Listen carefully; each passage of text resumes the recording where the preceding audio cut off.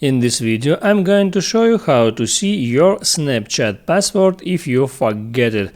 That is quite simple and easy, so let's begin. If you don't want to restore your Snapchat password, if you can't log in, you may try to do the following. So, first, open up your settings and there scroll down until you find passwords. Here, that is all your passwords.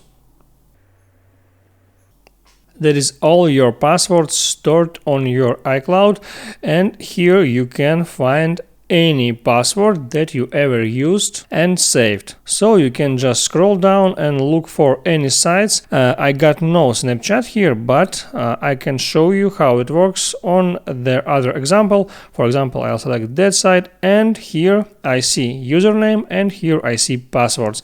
If I tap now here on that password option, the password will be shown right here and I will be able to copy that and then go back to application and enter that password and that username to log in into that application. I hope it helps you, so before you go, please like and subscribe.